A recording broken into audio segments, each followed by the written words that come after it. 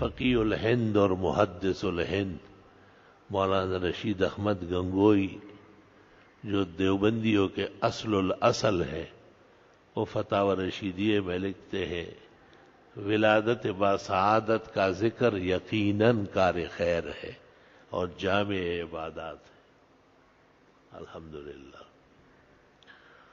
فرق صرف اتنا ہوا کہ ولادت کا دن تقریباً 9 ربیع الاول کو ہے،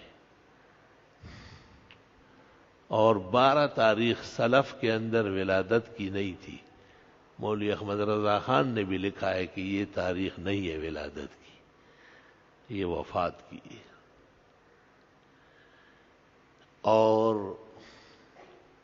12 وفات یعنی 12 ربیع الاول کا حضرت صلی اللہ علیہ وسلم کا وصال مبارک سفر آخرت کا دن ہونا یقینی ہے، اس میں دوسرا قول نہیں۔ تو چونکہ بدعات کی وجہ سے سنت کا چہرہ محفوظ نہیں رہتا، بدعت کی نحوست اور غلاظت اس لیے شریعت میں زیادہ ہے۔ اور ایک مقام پر مجدد صاحب علیہ الرحمت کہتے کہ شر بدعات قبیح تر از شر کفر و شرک، بدعات کا شر کفر سے بھی زیادہ ہو جاتا ہے، کیونکہ کفر سے مومن بچ سکتا ہے، بدعت سے نہیں بچتا ہے۔